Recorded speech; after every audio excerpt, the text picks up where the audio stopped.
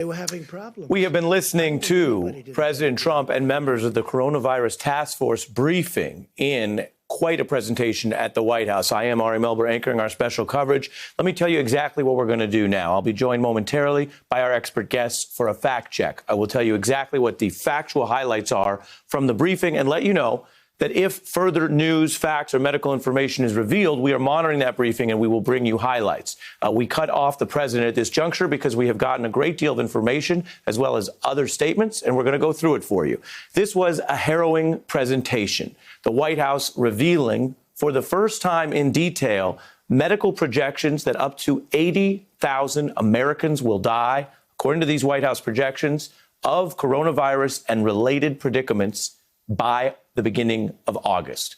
With that sobering news, I want to bring in our expert panel. California Congressman Ted Lieu, Michael Osterholm, Director of the Center for Infectious Disease Research and Policy at the University of Minnesota, Dr. Leana Wen, emergency physician and public health professional at George Washington University, and with a look at how all of this is playing out both in the government and the politics, Michael Steele, a former lieutenant governor and former RNC chair.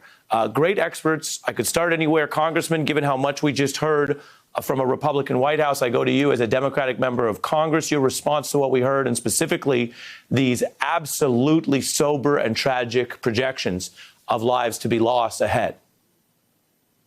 Thank you, Ari, for your question.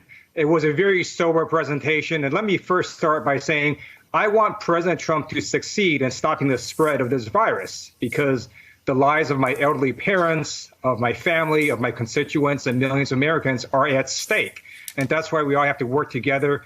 At the same time, it's clear that the three bipartisan laws we passed in Congress are not enough because this crisis is not ending in a few weeks. This is going to be months to potentially over a year. We're going to have to do another law, another stimulus package, because people's behavior has already changed in trying to not get this virus. So our economy is going to continue to be affected even when government starts lifting its restrictions. And that's why we're working on a fourth round of stimulus right now.